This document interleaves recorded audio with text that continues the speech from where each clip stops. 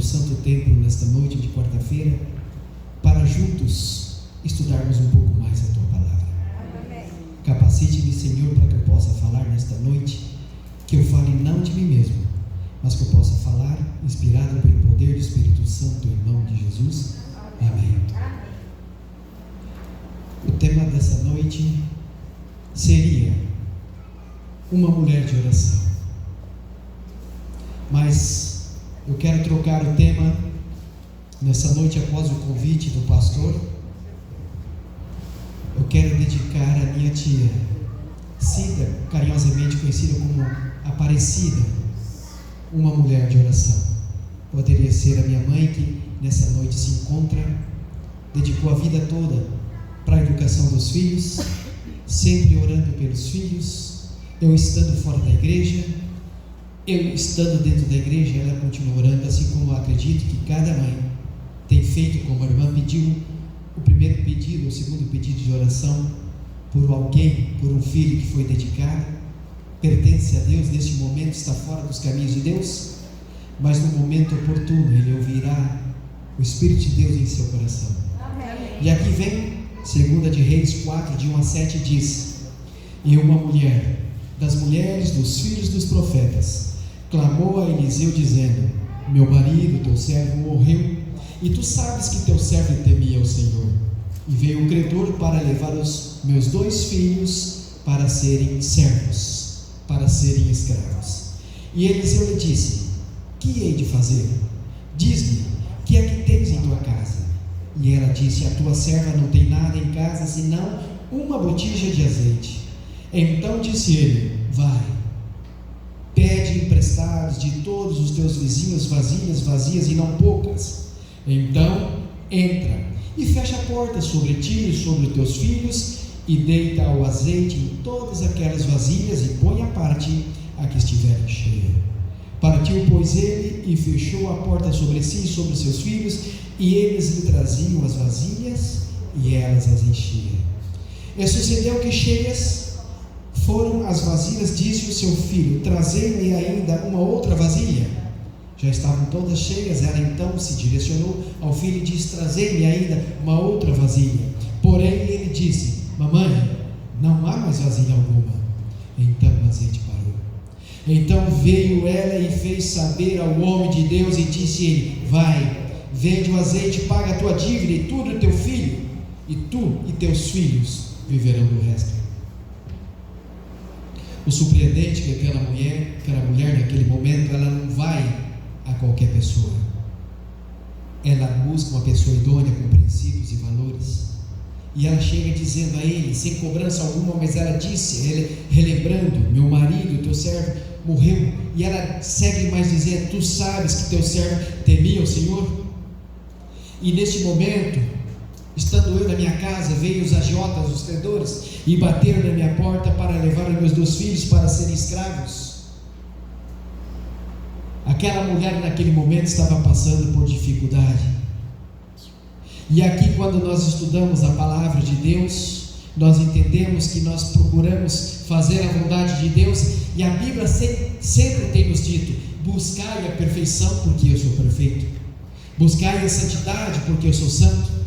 Mas nós, como seres humanos, também sabemos que nessa vida não seremos perfeitos, mas cada dia devemos buscar a perfeição.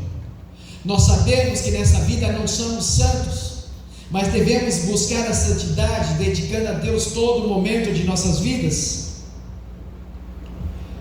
E agora, neste momento, eu abro um parênteses e quero falar da minha tia. No dia 7 de outubro de 2025, completaria 2 anos da minha visita no hospital aqui de Cuiabá, onde a minha tia havia passado por uma cirurgia no dia 7 de outubro de 2023. No mesmo dia exato, na cidade de Rolim de Moura, Rondônia, no sábado à tarde, minha irmã com minha sobrinha, com o casal e outro filho, se direcionavam após o culto naquele sábado à tarde dedicado aos aventureiros, das quais minha sobrinha fazia parte, e o outro garotinho que estava junto também fazia parte.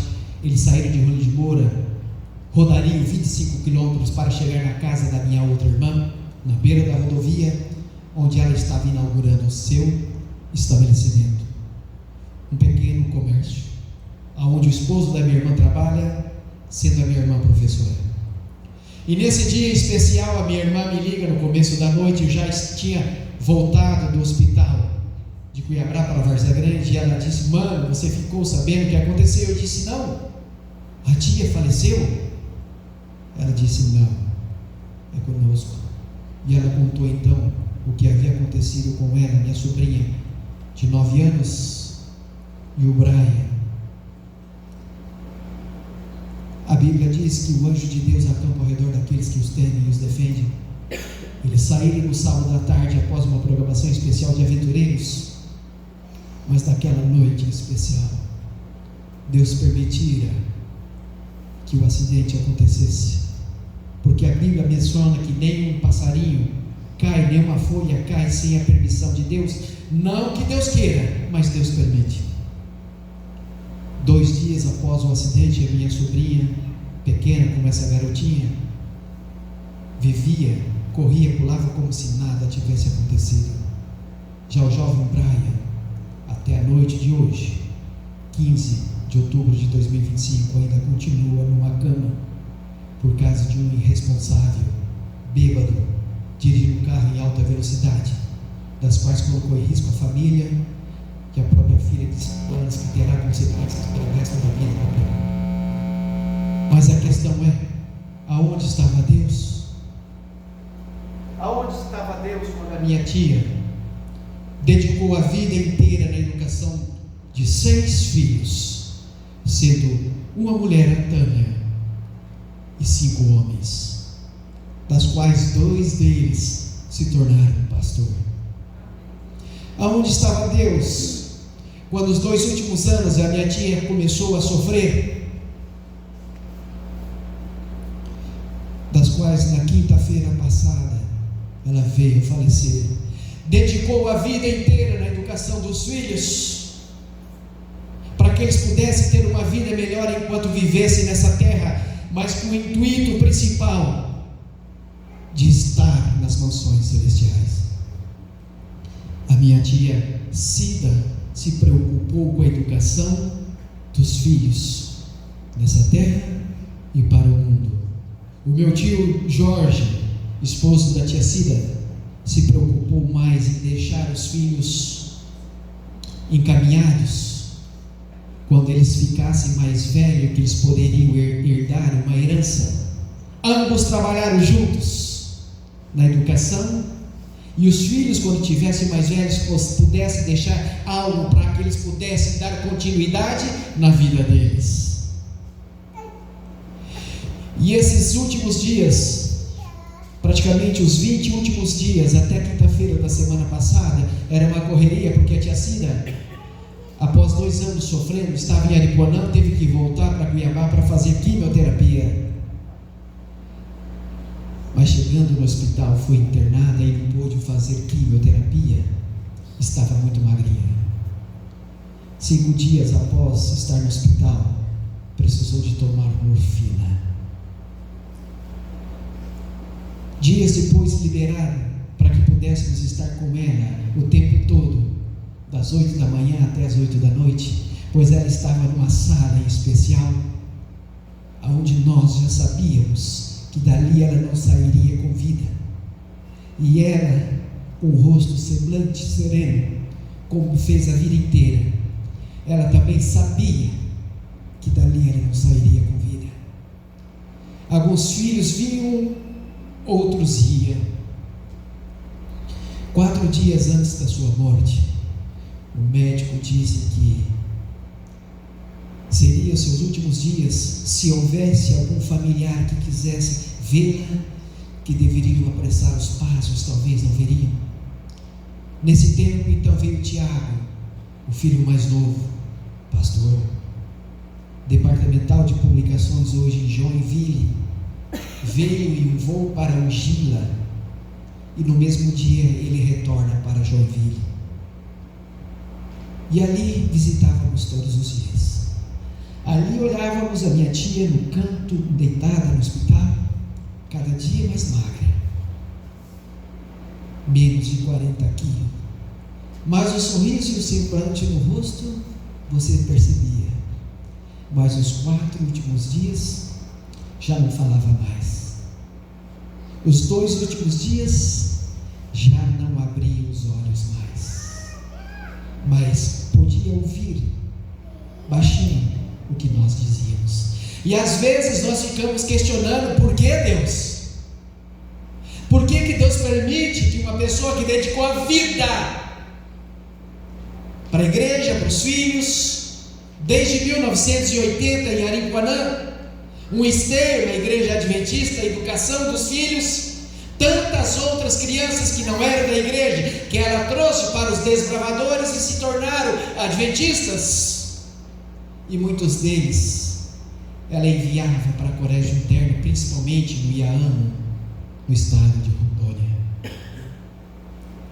No dia do seu velório, muitas pessoas apareceram, e alguns diziam: ela me ensinou a ler.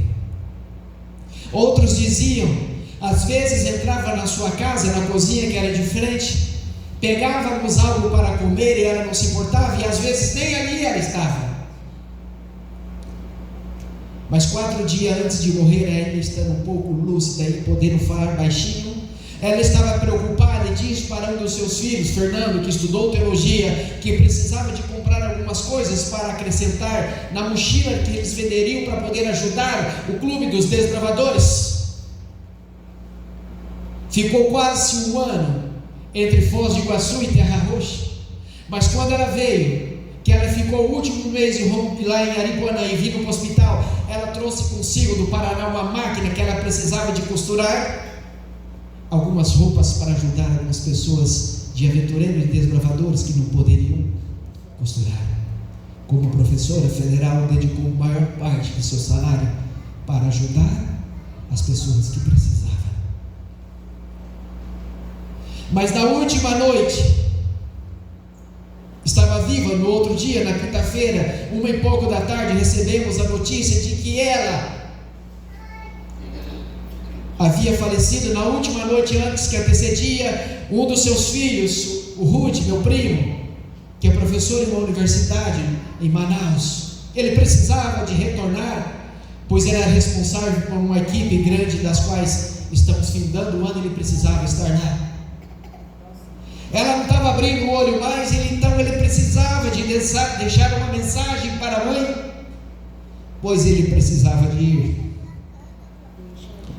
E as palavras dele foi: mamãe, como todos chamam, ou papai, como eles têm o costume de dizer todos. E ele disse: mamãe, eu preciso ir. A senhora vai ficar aqui com o Fernando, a Tânia, a tia Marlene e o Marcos, que tem vindo e voltado diretamente. Talvez, mamãe, a senhora descanse e eu não esteja aqui. Palavras dele: mas eu quero que a senhora saiba, mamãe, que se eu for e a senhora descansar, eu quero que a senhora saiba que quando Jesus voltar, eu vou estar preparado, porque eu sei que a senhora está, para que eu possa abraçá-la novamente. E assim foi as mesmas palavras que eu disse a meu pai, pouco antes de falecer, de uma cadeira de rodas. A minha mãe estava atrás, em pé, e ele não percebeu. Então eu pedi que meu pai fechasse os olhos rapidamente e abrisse novamente, porque foram 16 anos de sofrimento do meu pai.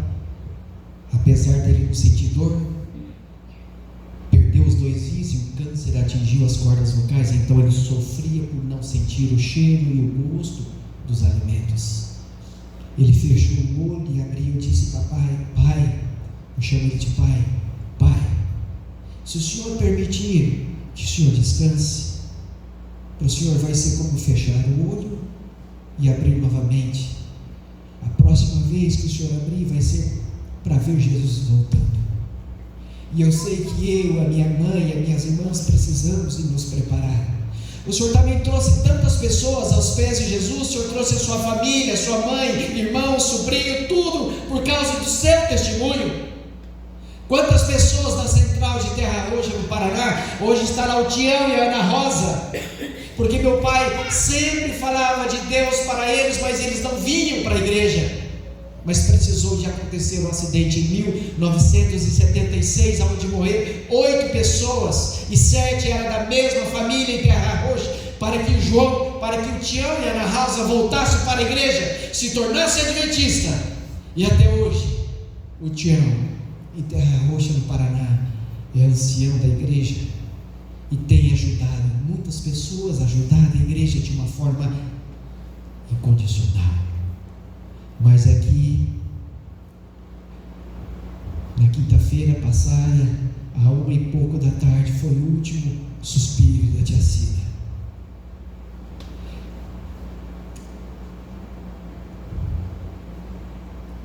A pergunta nessa noite é: você está preparado para encontrar com Jesus? Você está preparado para ver aquele lar feliz? Você está preparado para reencontrar pessoas das quais você amava e que nessa noite, por um motivo ou outro, não estão aqui, descansaram no Senhor? Você está se preparando todos os dias para encontrar aqueles que fizeram parte da galeria de heróis da fé de Hebreus 11? E com certeza, se eu pudesse acrescentar alguém lá na galeria de heróis da fé de Hebreus 11, com certeza eu colocaria o nome da tia Cida. Se você pudesse acrescentar alguém que você conheceu, que viveu uma vida em comunhão com Deus, com certeza você colocaria. E quando Jesus voltar, você vai poder conhecer todos aqueles da galeria de heróis da fé de Hebreus 11. Você vai poder conhecer o seu anjo, que quando você nasceu foi designado para você.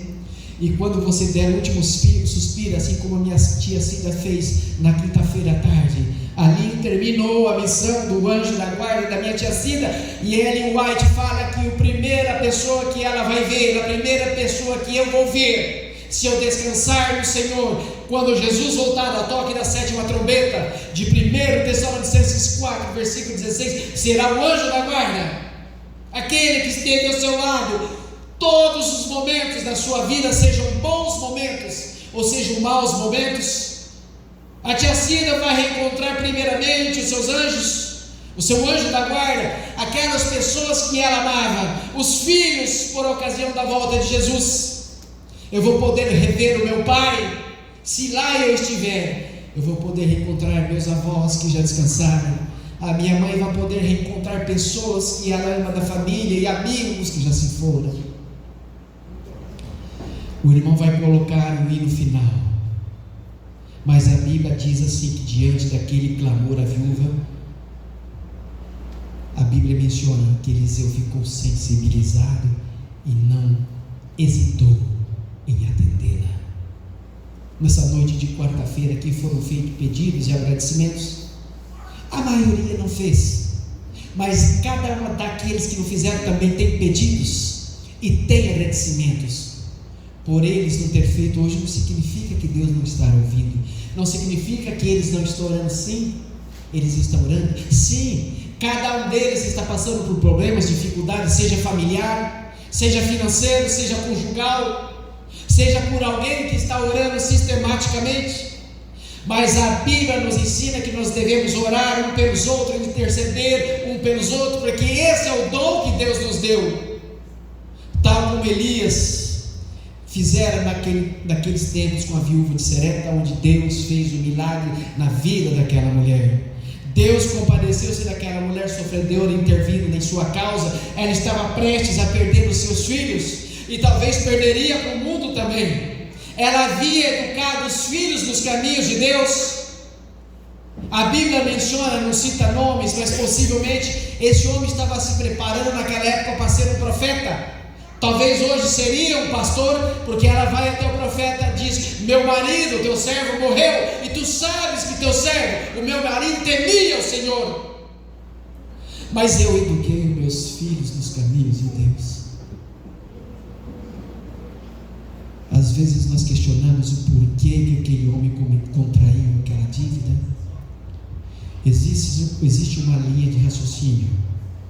E quando Acabe e Jezabel estavam procurando os profetas para matá-los, a Bíblia menciona que o homem escondeu 50 em uma cova, escondeu 50 no total de 100, para que não fossem mortos.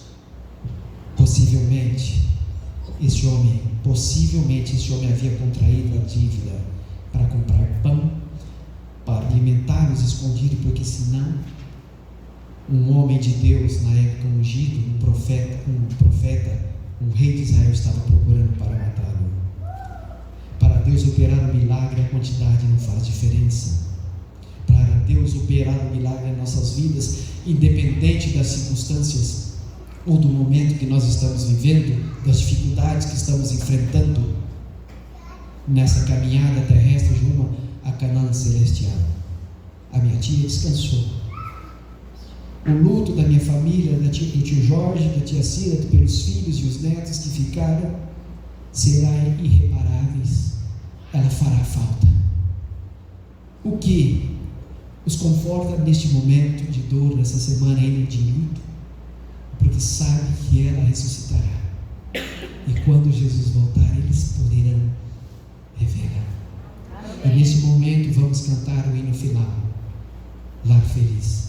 Que nós possamos cantar, meditar na letra desse hino, e que nós possamos levantar todos os dias as mãos para o céu e agradecer a Deus pelas bênçãos concedidas a cada um de nós, e que nós continuamos a interceder, que nós continuamos a orar por pessoas que estão passando problemas e dificuldades.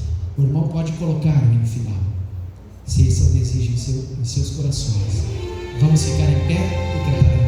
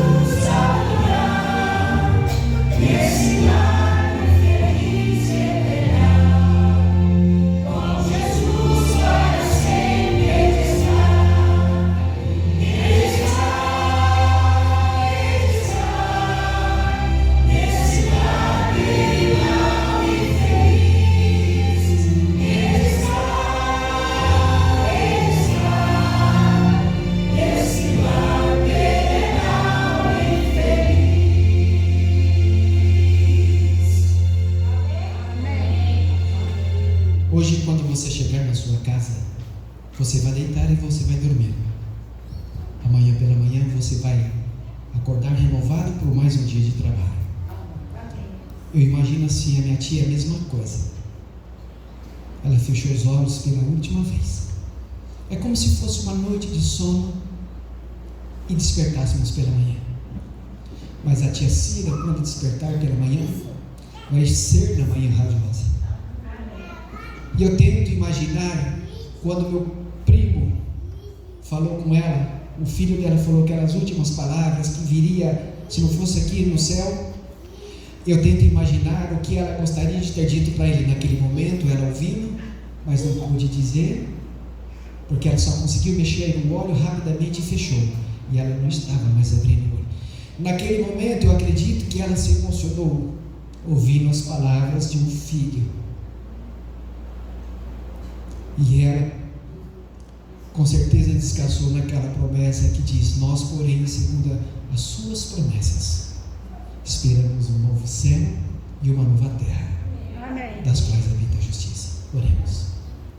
Senhor Deus, muito obrigado, Senhor, por mais essa noite de estudos. Obrigado, Senhor, por permitir que pudéssemos estar aqui no teu templo, louvando e agradecendo o teu santo nome. Amém. Nesse momento especial, clamo uma bênção para os meus familiares, para o tio Jorge que está em Aripuanã, os filhos, a filha e os netos, aonde quer que eles estejam. Amém. Que o Espírito de Deus possa alcançar em suas mentes, em seus corações, que cada um deles possam se preparar para quando o Senhor voltar nas nuvens dos céus com poder e grande glória, eles possam reencontrar a tia Cida e abraçá-la. Amém. Assim também na figura de cada pessoa representada nesta noite de domingo, nessa noite de quarta-feira aqui na igreja do Jaime Campos, cada uma das pessoas que está aqui, eu não tenho dúvidas que elas também estão com o coração partido por alguém que amava, que já descansou no Senhor.